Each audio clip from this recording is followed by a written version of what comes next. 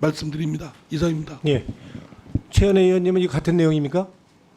그러면 그건 잠깐 이제 여기 두 분 하셨고 한 분 했으니까 이 얘기는 계속하면 침뱉는 거고요. 창피한 일입니다. 그래서 예. 그러니까 발언은 나중에 하세요. 예. 그러니까 나중에 하시고 제가 얘기를 하겠습니다. 이게 국회법에 따라서 상임위를 연 것을 가지고 이거를 강행을 했다고 그러든지 아니면은 의회주의에 반한다고 이렇게 얘기를 한다고 그런다면 80일 동안 국회가 아무 일도 안 해서 국회의원들 월급 토해내라, 일 안 하는 국회의원 쫓아내라, 퇴출시켜라 하는 국민의 그 정서, 국민의 목소리에 대해서 우리가 이걸 국회가 국민의 눈으로 본다 그런다면 이거는 이런 논의가 된다는 것 자체가 굉장히 유감스럽다고 저는 생각을 합니다. 우리가 싸울 때 싸우더라도 최소한 할 일은 해야 된다고 보고요. 그런 의미에 있어서 국회가 80일 동안 공전돼서 아무 일도 안 했으면 적어도 최소한의 기본적인 일, 뭐 여야 지도부 간에 뭐 타협이 안 되는 건 안 된다 하면 기본적으로 상임위는 기본적인 건 운영돼야 된다고 그래서 국회법에 따라 운영이 된 거고요. 이거는 강행이 아니었고 그래서 이런 식의 논의가 계속된다는 건 좀 창피한 일이라고 저는 생각하고요. 앞으로라도 우리가 적어도 싸울 때 싸우고 뭐 치고받고 하더라도 기본적인 국회 운영이 되도록 난 협조가 됐으면 좋겠다는 말씀이고요. 적어도 우리가 특정 정당의 국회의원이기 이전에 우리는 헌법기관의 국회의원이 먼저입니다. 예?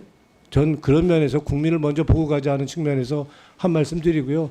이번에 개정된 국회법을 보면 우리 문희상 의장님도 얘기하셨지만 적어도 싸울 때 싸울 때 일하는 국회법에 따라서 적어도 상임위 일주일에 한 번씩 열고 그리고 법안소위 한 달에 두 번은 열어야 된다라고 돼 있습니다. 그러면 이제는 지켜야 되고요. 만약에 지키지 않으면 국회법에 따라서 이제는 법안소위가 두 번씩 열리도록 이렇게 해야 된다. 그거는 국민의 명령이다 하는 생각으로 저는 상임위가 이제는 진행되도록 우리 의원님들이 협조해 주시고 협조가 안 되면 국회법에 따라서 그렇게 되도록 하는 게 맞다라고 저는 봅니다. 그래서 의원님들 생각이 다를 수는 있지만 이제는 이 논의를 갖고 자꾸 길게 하면 누워서 침 뱉는 거고요. 서로 간에 다 책임이 있는 겁니다. 그래서 저 스스로도 책임이 있고 책임이 있지만 이런 면에 있어서 더 이상 여야 의원들 간에 지금 충분히 얘기가 됐다고 그런다면 뭐 최현혜 의원님이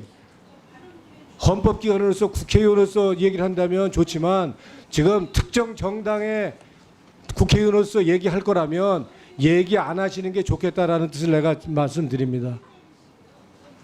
나는 저 특정 정당의 상임위원장이 아니고요. 국회 상임위원장이에요. 그러니까 그런 점을 감안하셔서 이해를 해 주시고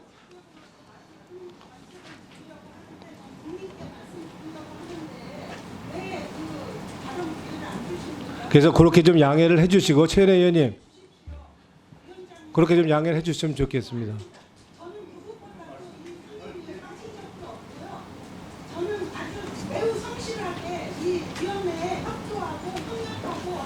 지금 이거 따지면은요 한도 끝도 없고요. 예? 지금 추경 예산의 예비 심사가 상임입니다.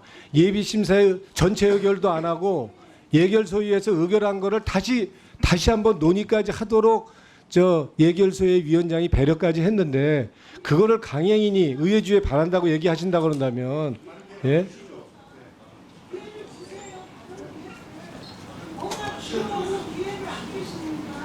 그러니까 특정 정당의 국회의원이 아니라 저는 헌법기관으로서의 국회의원으로서 얘기해 주셨으면 하는 바람입니다. 예, 말씀하세요. 네, 정말 이렇게 그 위원장님께서 그 의원이 말하겠다는데 발언 기회를 안 준다는 거는 저는 있을 수 없는 일이라고 생각을 합니다.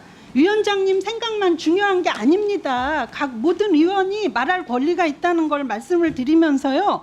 제가 아까 위원장님 말씀하시는 것 중에서 80일에 국회가 공전이 돼서 부끄럽다 이런 얘기 하셨는데 이걸 듣는 국민들이 얼마나 어처구니가 없겠습니까? 80일 국회 공전이 왜 일어났습니까? 그 원인 제공을 누가 했는지 생각을 해보세요.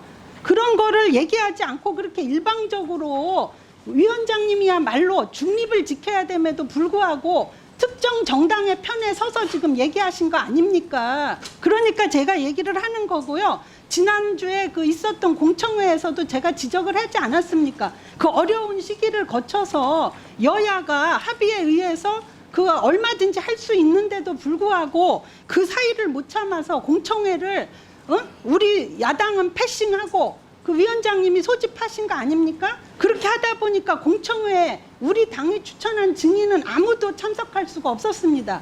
그래서 그게 편파적이고 일방적으로 공청회도 갔잖아요. 그래서 저는 그 당시에 우리가 그 법에 대한 의견도 낼 수도 없는 그런 상황에 됐다는 걸 그때도 지적을 했습니다. 그런데 오늘도 이렇게 그 발언 기회까지도 이렇게 위원장님이 마음대로 재단하시는 거 저는 이것이야말로 마음대로가 아니고요. 이거는 저 의원장의 고유 권한이에요. 얘기를 하신 거고요. 저 말씀을 좀 들으시고 이제 정리하셨으면 저도 제 좋겠습니다. 의견 말하겠습니다. 예.